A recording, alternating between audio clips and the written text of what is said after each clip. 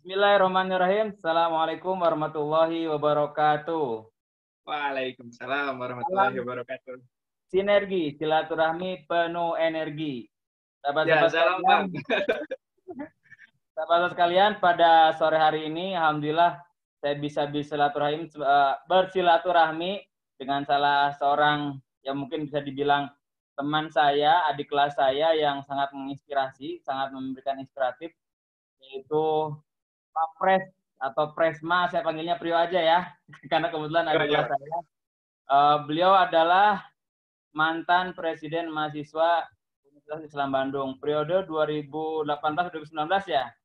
Ya, 2018 terus. alhamdulillah saat ini sudah berada di tengah-tengah kita. Kita akan ngobrol santai saja dengan Prio yang mudah-mudahan bisa memberikan inspirasi dan motivasi bagi rekan-rekan yang mungkin menyimak di channel Gen Tangguh ini. Baik, apa kabar Pak Pres, Mak, Pres? Sehat? Alhamdulillah sehat Bang. Salam hormat juga nih dari Cimahi. Wah, mantap. Berarti lagi di rumah ya posisi? Lagi di rumah. Alhamdulillah kemarin 2 hari dari Cianjur. Habis traveling. Wah, luar biasa nih. Ini saya sedikit-sedikit ngelihat nih aktivitas beliau yang sebelumnya menjadi Presma dan sekarang sudah selesai masa pengabdian belum jadi Presma, tapi tetap melanjutkan kegiatan khidmat yang lainnya. Tapi saya ingin sebelum menggali tentang khidmat tersebut, mungkin bisa diceritakan waktu dulu kok bisa jadi Presma, ceritanya gimana tuh? Jadi Waduh. Presma. Sebenarnya panjang Bang. Terima kasih sebelumnya Bang Denny sudah memberikan space waktu untuk saya bisa menginspirasi atau bisa sharing lah dengan teman-teman yang lainnya, dan juga senang bisa silaturahmi dengan abang terhormat dan tercinta. Sebelumnya juga cuman beberapa kali kita ketemu dan ternyata banyak yang kenal dengan abang Denny. Ternyata circle-nya ada yang sama nih. Alumni-alumni Darut Tauhid apa namanya Bang? SSG, Ya. Santri Siap Guna. Alhamdulillah. Nah, sebenarnya waktu itu nggak sengaja juga sih awalnya. Dulu semester awal itu diamanahi sebagai ketua pelaksana pemilihan ketua himpunan Unisba. Nah, dari sana saya mulai bersemangat untuk berorganisasi, banyak menonton video-video orasi, orang yang berorasi, begitu ya. Kemudian jiwa saya terbakar untuk terus bisa berkontribusi minimalnya untuk kampus sendiri. Nah, saya bikin list-list dari awal tuh, Bang. Jadi, ini yang saya tidak terduga, tetapi ini Allah kabulkan. Salah satunya adalah menjadi ketua Bompai Unisba dan menjadi presiden mahasiswa Unisba. Nah, ini tuh ternyata saya tulis ketika semester 2, Bang. Nah, jadi memang alam semesta mendukung Mas Takung tuh memang betul-betul gitu. Betul ada gitu dalam diri saya pada saat itu. Jadi ketika niat kita ada, tekad kita ada, kemudian Allah memberikan jalan, ya jadi gitu. Nah, akhirnya yang dilakukan di semester awal adalah terus meningkatkan kapasitas diri, kemudian membaur dengan organisasi, ikut organisasi, membaur dengan yang lainnya, baik itu dia golongannya A, B, C, D, dan sebagainya, tidak membedakan. Walaupun saya di masjid, tetapi saya juga membaur dengan orang-orang yang suka nongkrong di warung kopi. Nah, akhirnya memang kadang saya juga berpikir ya, ternyata dakwah itu bukan hanya di masjid, tapi di warung kopi juga. Dan juga dakwah itu seharusnya bukan di masjid, saja. Kalau di masjid saja itu hanya mengingatkan saja. Tapi kalau misalkan di warung kopi, orang yang belum tahu tentang Islam, nah itu menjadi tahu tentang Islam dan sebagainya. Nah, akhirnya saya ikut beberapa organisasi di semester awal itu kami, kemudian Al-Asy'ari, Bompai Unisba, sama waktu itu masih jadi ketua remaja masjid di rumah. Kemudian dikerucutkan di semester berikutnya untuk fokus di Bompai Unisba dan kami Unisba.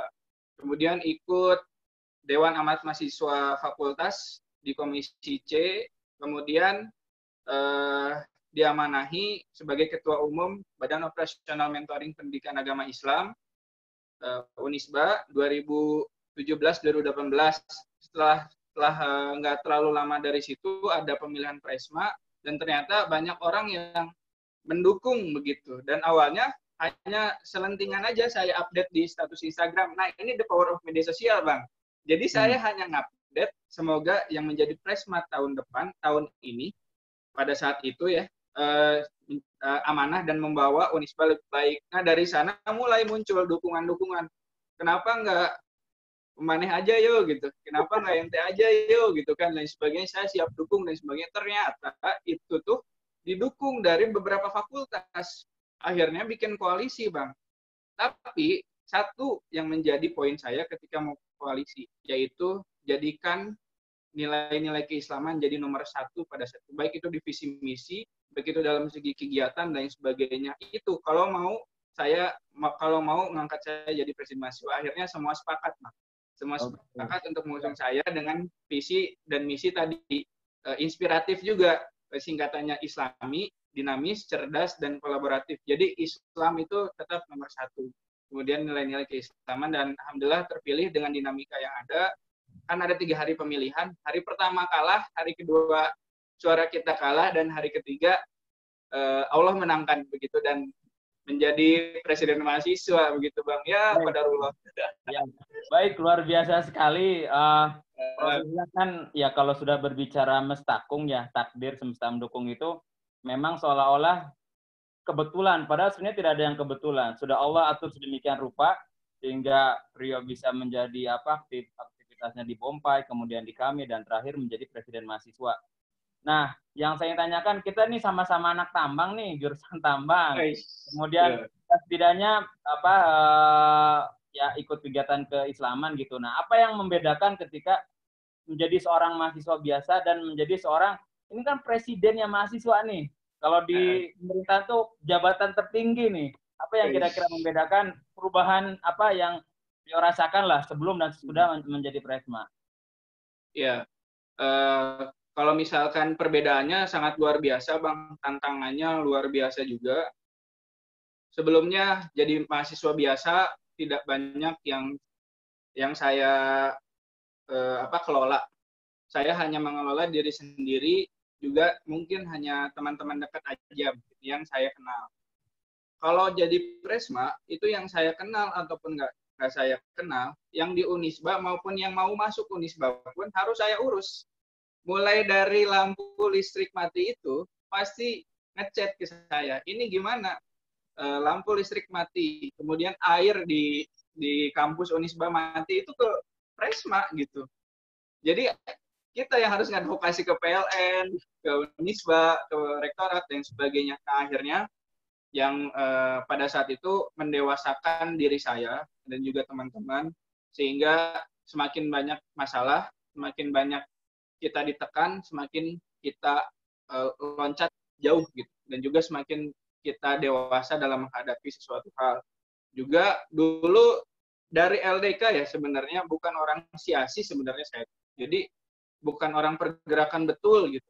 Jadi cuma terhitung jari lah pada saat itu untuk aksi ya. Nggak kayak orang-orang lain yang ketika ada aksi, ada seruan langsung gitu. Jadi saya hanya anak LDK yang waktu itu sering di masjid begitu, Bang. Kemudian suka nongkrong kali-kali di warung kopi dan sebagainya, harus mengurus ribuan mahasiswa, 13.000 pada saat itu mahasiswa. Akhirnya memang perlu tim yang luar biasa, juga saya harus meningkatkan kapasitas diri mau nggak mau. Harus lebih dari yang lain, pemimpin harus satu langkah lebih maju dari yang lain. Akhirnya mau nggak mau dalam segi ruhiyah saya harus terus ditingkatkan, lebih baik gitu kan. Kemudian dalam segi kapasitas, ketika ada yang bertanya mengenai semua hal, saya harus juga tahu. Dari rektorat juga ketika ada sesuatu hal yang harus disampaikan, saya juga harus tahu mengadvokasi mahasiswa dan sebagainya. Nah, akhirnya perbedaannya cukup signifikan sekali untuk diri saya sendiri menjadi lebih dewasa dan lebih bisa untuk menyelesaikan masalah secara cepat pada saat itu. Karena Presma ini ada banyak sekali permasalahan yang harus pada saat itu juga diselesaikan. Bahkan ada beberapa masalah yang harus diselesaikan pada saat itu juga. Nah, akhirnya ini nalar dipakai, logika dipakai, hati juga dipakai. Kemudian bagaimana caranya semuanya dipakai untuk menghasilkan suatu kebijakan yang baik gitu. Jadi alhamdulillah rasanya lebih capek, ya betul lebih capek Bang. Cuman ya betul lebih capek juga, mandi kadang masuk kampus masuk kuliah tuh nggak mandi, kemudian kadang di kampus tuh cuma makan gorengan gitu kan, jadi gendut juga pada saat itu gitu kan, karena harus mengurusi. Kadang saya sampai bawa pakaian itu ke sekre gitu, karena orang-orang sekre itu pasti orang-orang kampus tuh selalu menanyakan ini presmanya dan sebagainya pada saat itu. Jadinya ya capek, tapi efeknya sekarang Bang, kenapa saya bisa ngebentuk Forum Pemuda Kota Cimahi kan dari apa yang sudah saya persiapkan dari semester lalu, ke tahun-tahun lalu begitu. Oke, Bang. sebelum cerita tentang Cimahi ini, nah ya sepemahaman saya gitu ya, saya mungkin dulu levelnya nggak sampai presma gitu, tapi pernah ikut bidang fakultas teknik, itu kan dinamikanya itu sangat luar biasa. Mungkin ini sebagai salah satu miniatur dari perpolitikan. Di level universitas juga ada perpolitikan. Ini gimana nih yang kemarin rasakan ketika Priyo menjadi presma, perpolitikannya gimana nih waktu menjabat? Wah Bang, jadi mulai dari pemilihan itu tuh udah terasa sekali Bang, karena dua-duanya anak teknik. Nah, dua-duanya anak teknik, saya anak teknik tambang, yang lawannya itu teknik industri. Nah, sedangkan rekomendasi dari BEM Fakultas itu untuk jadi presma hanya satu, mengeluarkannya hanya satu. Di sana dinamika terjadi. Ini BEM Fakultas mau ngusung siapa? Oh ternyata ngusung yang sebelah teknik industri itu, Mansur. Nah, kita demo Bang ke BEM Fakultas, dan ternyata dan ketua BEM Fakultasnya itu adalah sahabat saya. Sahabat saya sendiri di Tambang 14. Namanya Rifki. Ya Allah, di sana kita ya mau nggak mau lah kita demo ke teman sendiri begitu ya. Kita ingin kembalikan ketua BEM ini kembali ke rangkulan kita gitu kan, jangan terhasut kayak gitulah. Nah, dari sana udah terasa, kemudian dalam segi pemilihan juga ada isu-isu curang dan sebagainya juga. Wah, ini kayak udah tingkat nasional begitu kan. Kemudian ketika suara saya menang pada hari ketiga itu ada penggelembungan suara. Nah, ini yang menyebabkan adanya protes dari kubu lawan, tim ses lawan. Ini harus dikembalikan lagi atau harus ada pemilu ulang lagi. Wah, dinamika terjadi, akhirnya tetap saya yang menjadi presiden mahasiswa. Dan juga ini yang terjadi di kemarin ketika Jokowi dan Prabowo ada mosi tidak percaya, ada kecurangan terstruktur masif, TSM terstruktur sistematis dan masif ya. Nah, ini terjadi di Unisba, Bang. Jadi sebelum ada pemilihan Jokowi dan Prabowo, di Unisba itu sudah terjadi ketika di zaman saya gitu kan. Jadi ketika melihat nasional, wah ini miniaturnya saya udah pernah ngalamin nih gitu kan. Jadi pada saat itu tegangnya luar biasa Bang. Jadi sungguh-sungguh tegang. Hampir pada saat itu ya ketika sholat itu meneteskan air mata lah, karena ternyata dakwah itu sulit.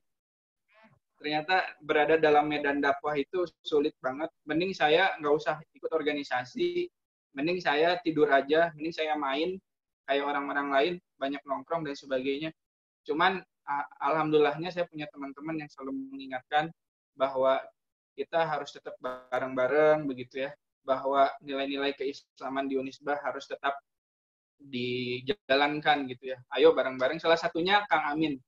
Kalau Abang tahu, Kang Amin dulu pernah, Amin Sidki yang sekarang di SSG. Dulu SSG. Itu mah adik saya itu di Satguna, dia yang di Madinah ya. Yang di Madinah. Dulu itu di Unisba, Bang. Dulu di Unisba. Teman satu lingkaran, teman satu yang sering lah di masjid itu. Dulu yang memotivasi saya ketika saya semester 2 itu, kayaknya saya mau agak mau nyerah di tambang Unisba itu. Kemudian terasa dakwah itu sulit, akhirnya Kang Amin itu nepuk benak saya gitu kan.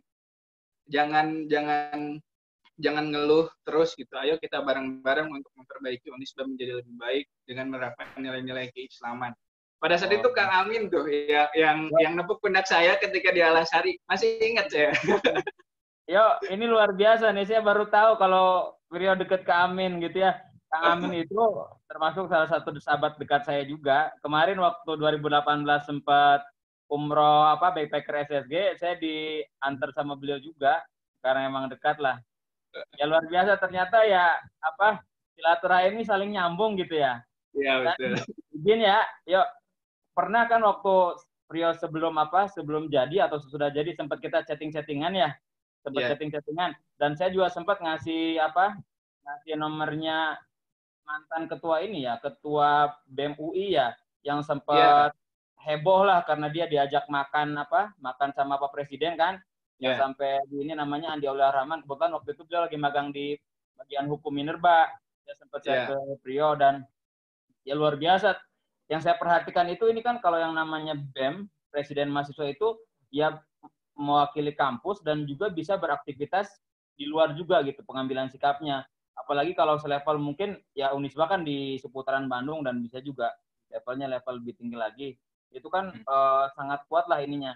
Nah, yang saya tanyakan itu kalau untuk di internalnya gitu, cara mengkonsolidasikannya gimana tuh? Tadi kan di teknik nih. Nah, yang di internal kayak fakultas, kemudian UKM, itu sempat ada ini nggak ada friksi-friksi atau masalah-masalah gitu? Wah banyak Bang. Jadi kan setiap fakultas itu berbeda kultur Bang ya. Jadi fakultas kedokteran, fakultas MIPA, fakultas ilmu komunikasi dan sebagainya itu semua berbeda habits lah. Nah, alhamdulillahnya saya sudah terbiasa dengan kultur yang berbeda itu. Di Bompay itu nggak sama, itu heterogen dari semua fakultas ada. Jadi saya bukan hanya aktif di himpunan pada saat itu yang homogen, tetapi di Bompay itu pada saat itu heterogen. Jadi sudah terbiasa dengan heterogen tersebut. Nah akhirnya sudah mulai tahu apa yang harus dilakukan ketika memang berbeda budaya atau berbeda cara pandang dan sebagainya menyelesaikan masalah. Nah, akhirnya yang dilakukan adalah banyak ngopi dengan ketua BEM fakultasnya. Jadi diagendakan ketika memang ada waktu luang, mencoba untuk nongkrong ataupun saya menyambangi markasnya. Biasanya kan ada markas ya, ada sekre lah. Ada sekre di kampus gitu kan, saya sambangi, ngobrol ataupun main PS bareng gitu kan. Kadang olahraga bareng. Pada saat itu pernah saya diajak olahraga tapi capek betul gitu, ataupun saya lagi malas banget, tetapi karena saya ingin mengambil hati orang tersebut gitu ya, akhirnya ikut mencoba walaupun hanya nonton gitu pada saat itu, tapi dia nilai bagaimana saya usaha saya untuk bisa ikut membaur dan sebagainya. Capek betul ternyata jadi pemimpin. Leiden is Leiden itu ternyata capek. Tapi bagaimana caranya saya meng-create suatu sistem yang memang bisa meng-hire atau bisa dekat dengan semua elemen atau semua ketua BEM fakultas. Nah, makanya ada Menteri Dalam Negeri yang bisa mengkomunikasikan antara saya dengan BEM fakultas. Kadang ada juga yang bilang, saya nggak mau Mendagrinya, saya pengen langsung Presma yang turun. Wadah, Presma cuma satu gitu kan. Mendagri dan stafnya banyak gitu kan. Tapi ada juga Bang yang seperti itu. Saya nggak mau staff-staffnya karena biasanya ada orang yang memang nggak mau dirinya hanya disambangi oleh stafnya dan sebagainya. Harus langsung pimpinannya seperti itu. Dan akhirnya mau nggak mau saya harus terjun dan mengelola itu semua. Juga kan sempat ada, saya mau diturunkan juga karena saking pada saat itu saya mau diturunkan dari Presma itu pernah Bang. Karena pada saat itu seminggu itu saya ikut BM2 kami. Ya biasa ada pergesekan organisasi ekstra. Ketika saya nggak ada dalam seminggu itu, langsung tempelan itu muncul. Mosi tidak percaya turunkan presiden mahasiswa pada situ. Dan itu seru. Dan itu terjadi ketika saya di Bompay dan alhamdulillahnya sudah mulai terbiasa dengan hal itu. Di Bombay coba udah ada yang mau menurunkan saya gitu kan. Itu di Bombay gitu. Itu di Bombay, Kang. Itu terjadi di Bombay. Nah, di presiden mahasiswa alhamdulillah sudah mulai terbiasa dengan hal itu. Kayaknya cuman saya waktu itu mau diturunkan dari Bombay itu. Karena itu kan ya Allah. Ya. Baik, baik. Ini pengalaman 1 tahun ini saya yakin pengalaman yang sangat berharga. Apa istilahnya tidak mungkin dan sulit lah untuk didapatkan pengalaman yang berulang ini karena kan periodenya hanya 1 tahun ya untuk Presma itu sendiri. Ya saya juga sebagai alumni tambang lah bangga ada dari mahasiswa tambang bisa menjadi Presma, termasuk yang si Ilham ya jadi Sekjen Permata itu. Yeah. Sangat bangga sekali lah bisa teman-teman karena memang itu salah satu modal untuk kita bisa berkiprah di ke depannya. Rio mungkin lebih kompleks ya di tingkatan universitas yang ketika berhadapan nanti dengan masyarakat saya yakin akan lebih ready, lebih siap ketika menjadi seorang leader. Nah, setelah dari Presma ini terus langsung ke Pemuda Cimahi atau ada transisi atau gimana dulu tuh ceritanya? Ya. Jadi ketika beres dari Presma itu mulai off dulu Bang dari organisasi. Jadi pengen free dulu lah, pengen saya menikmati dengan teman-teman dulu, ngobrol santai gitu kan dan sebagainya. Ternyata nggak bisa Bang. Itu ada hal yang hilang gitu dari diri saya itu. Kemudian anak muda nggak bisa diam kayak gini gitu kan. Kemudian ada hal yang memotivasi saya juga pada saat itu ternyata Do sempat terjerumus dengan hal-hal yang tidak baik gitu Bang. Maksudnya tidak baik itu pergaulannya yang memang ketika off dari Presma itu saya mencoba untuk bisa ngobrol, kemudian kita bisa awalnya pengen dakwah ya, di salah satu komunitas tersebut. Bukan komunitas sih, geng lah. Nah, ternyata memang malah saya yang terwarnai karena sendiri pada saat itu. Akhirnya nggak kuat lah.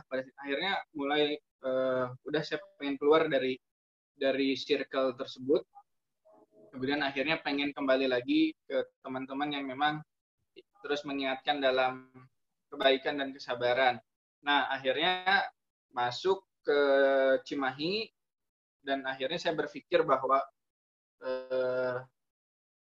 sebaik-baiknya orang tuh yang bermanfaat buat orang lain gitu kan. Khairun nas anfa'uhum linnas itu dalam Quran surat Muhammad ayat 7 pun sudah Allah jelaskan gitu.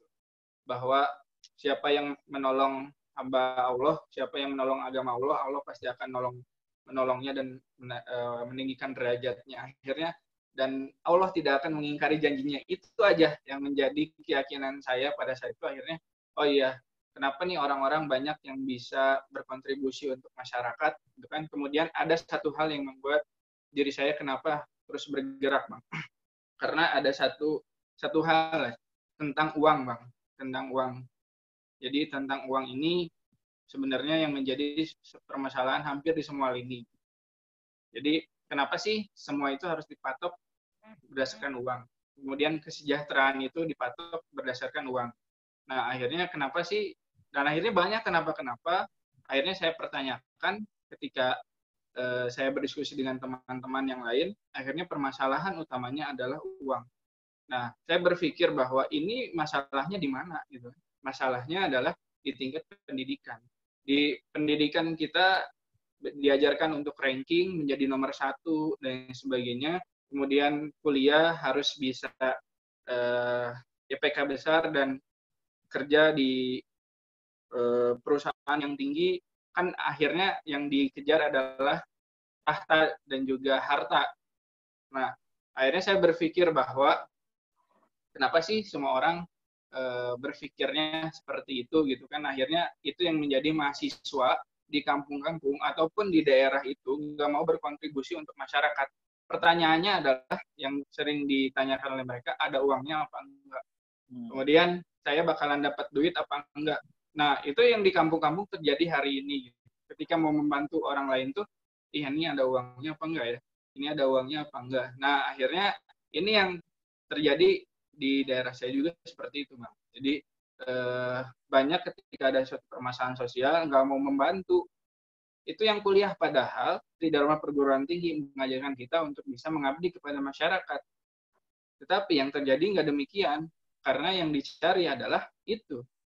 Hal sosial kan nggak nyari itu ya. Nah akhirnya saya pengen berbeda bang. Saya pengen mengabdi gitu kan. Tapi memang tidak mengesampingkan ada satu yang memang udah pasti juga menjadi penghasilan, itu satu keharusan. Akhirnya ternyata ada orang yang memang satu pemahaman di Cimahi ini, ternyata ayo gerak, walaupun saya nggak digaji nggak apa-apa ya. Karena seperti itu anak Unisba juga 3 orang. Ya udah ayo gerak gitu, 3 orang. Gimana kalau kita buat suatu gerakan? Nah, kemarin itu momentumnya pas dengan corona. Akhirnya saya buat komunitas atau gerakan dulu namanya Cimahi Bergerak. Ketika open recruitment itu kita belum pernah ketemu dan ternyata itu antusiasnya banyak, hampir 40 orang yang daftar, dan kita semua via daring, dan kita bikin gerakan tersebut, bikin gerakan untuk membantu masyarakat Cimahi yang terdampak corona. Kita bagikan. Nah akhirnya ketika udah beberapa gerakan dan juga banyak masyarakat yang kita advokasi dalam segi kesehatannya, dalam segi pendidikannya, akhirnya kita perlu wadah yang memang untuk mewadahi orang-orang, anak-anak muda, intelektual, untuk bisa berkontribusi untuk Cimahi. Nah, akhirnya kita buat, dan saya terpilih untuk menjadi ketua begitu. Dan saya juga nggak terlalu susah ya, nggak terlalu apa ya bang, nggak terlalu susah sih bang, maksudnya karena sudah terbiasa tadi di kampus ya, karena sudah terbiasa digembleng dari tahun pertama 2, 3, 4, 5 kayak gitu ya, dan ketika memang mengelola itu ya akhirnya sudah terbiasa dengan permasalahan itu. Sampai kemarin bang, pemuda Cimahi itu ditanyakan, ini gegeduknya siapa, ini yang buatnya siapa gitu, udah berapa lama dan sebagainya. Itu tuh komunitas yang sudah lama di Cimahi, padahal kita tuh baru gitu kan, tapi kita juga sudah kenal dengan beberapa tokoh, dan wali kota Cimahi sudah tahu, wakil wali kota sudah tahu dan sebagainya. Nah ini yang didambakan oleh orang-orang Cimahi, kayaknya pemuda Cimahi itu butuh wadah kayaknya, sampai orang Bandung dan Kabupaten Bandung pun ikut forum pemuda kota Cimahi. Luar biasa. Jadi memang semangat itu menular ya, semangat untuk melakukan perubahan, untuk berbuat sesuatu, untuk memberikan sesuatu, memberikan kebaikan menular. Dan memang tidak terasa, ini kayaknya sudah otomatis ketika Prio pernah berpengalaman menjadi Presma. Jadi ketika membentuk wadah organisasi lah atau komunitas di Pemuda Cimahi itu, jadi kayaknya lebih enak mungkin pergerakannya ya. Apakah ini kayak semacam ini enggak nih, kayak semacam ketagihan nih menjadi seorang leader? Ada apa ya bang, mumpung masih muda sih, apa ya, sebenarnya bukan ketagihan sih, lebih pengen terus berkontribusi aja gitu. Oke. Apa bisa dibilang ketagihan atau bukan ya? Ketagihan ya? Ya itu sebenarnya hanya bahasa saja. Ya saya juga pernah merasakan hal seperti itu karena sempat di himpunan, kemudian di fakultas, dan beberapa kegiatan kan eksternal ya, saya di Darut Tauhid gitu. Ya bersyukur karena memang sejatinya kan namanya leadership itu kan dilatih, bukan langsung jadi, dan ditempanya oleh berbagai macam masalah, berbagai macam hal-hal yang sulit, maka dia akan ketika berhadapan masalah yang sama ya akan banyak belajar gitu, dan akan lebih mudah ininya. Ini luar biasa nih. Dan itu inspiratif tiket itu apa itu ceritanya tuh? Jadi inspiratif tiket itu usaha yang saya buat di tahun Agustus 2020 kemarin. Jadi saya punya HP, punya laptop, ada wifi di rumah. Orang-orang tuh pengen bisnis, tetapi nggak punya HP, laptop, dan juga wifi gitu kan. Saya yang udah punya, gimana caranya saya bisa menghasilkan gitu. Nah, akhirnya bikinlah suatu bisnis itu, inspiratif tiket. Nah, modalnya dari tadi, modal organisasi. Saya mengelola orang, saya cuma saya punya ide. Saya kontak namanya Isan sama Fuad. Saya punya ide bisnis. Ayo kita kumpul di Abnormal Riau pada saat itu. Ini saya punya ide. Kalau mau, saya kasih waktu 2 hari. Peluangnya gini. Peluangnya A, kemudian resikonya A. Kalau mau, ayo. Kalau enggak, kalau setengah-setengah nggak usah sekalian. Akhirnya ready. Dan akhirnya sampai sekarang, Bang. mengenai traveling masih itu. lanjut berarti? Masih berlanjut, alhamdulillah. Wow, luar biasa ini. Berarti kan sense entrepreneur, sense wirausahanya juga mudah-mudahan ya terus berlanjut lah dan lebih meningkat. Nah ini mungkin karena ya waktu kita sekarang memang dibatasi, saya ingin tanya nih, nanti setelah lulus ceritanya mau apa? Yang kebayang nih dari seorang Presma yang kita sama-sama anak tambang nih, yang Prio bayangkan gitu. Ya, sebenarnya yang saya harapkan sih pengen jadi entrepreneur dan juga pengen bisa banyak waktu di rumah, dan kalaupun harus kerja yang memang saya bisa lakukan di Bandung atau Cimahi, Bang. Jadi yang memang bisa pulang pergi dan sebagainya gitu kan. Karena banyak hal yang memang harus dikerjakan juga gitu kan, masyarakat dan sebagainya gitu kan. Ya minimalnya ada penghasilan tetap yang membuat saya tidak tergantung pada pada komunitas gitu. Jadi kalau kita tergantung kepada komunitas, nyari uang di komunitas itu nggak baik. Akhirnya harus ada itu, dan yang dilakukan kalaupun ada kesempatan buat jadi PNS tuh, Bang, pasti ikut juga sih. Ya ngambilnya yang di Cimahi atau Bandung, kalaupun Nggak kerja gitu sih. Apa? Nggak langsung pusat, kementerian gitu. Wah, jauh Bang, di Bandung Cimahi aja lah. Ya, saya doakan mudah-mudahan nanti jadi pemilik tambang yang ada di seputaran Cimahi atau Bandung lah. Amin. Pada Larang ada tuh deket, Bang. Ya bisa kan, ada beberapa alumni kita yang di sana ya. Betul. Ya. Mudah-mudahan tidak hanya sebagai pekerja, kita berprinsipnya karena sudah mindset sebagai leader, mudah-mudahan suatu saat jadi pemilik lah. Seperti itu. Amin. Harus. Baik. Yo, makasih banyak nih Presma Unisba yang memberikan inspirasi. Mudah-mudahan bincang santai ini bisa memberikan motivasi bagi siapapun yang mendengarnya, dan saya pun ketika berdiskusi seperti ini dan menjadi semangat juga. Jadi karena memang semangat itu menular gitu, nggak harus yang junior ke junior gitu. Yang mudah-mudahan nanti kita bisa silaturahim mungkin secara kopdar, secara offline gitu. Sementara ini online dulu. Makasih banyak Pak Pres. Sama-sama, Bang. Untuk komunitas ininya, Pemuda Cimahinya dan inspiratif tiketnya, insya Allah nanti kita sambung lagi. Atur nuhun, salam sinergi, silaturahmi penuh energi. Nuhun, sama-sama Bang. Wabarakatuh. Waalaikumsalam warahmatullahi wabarakatuh. Lanjut sholat, Bang.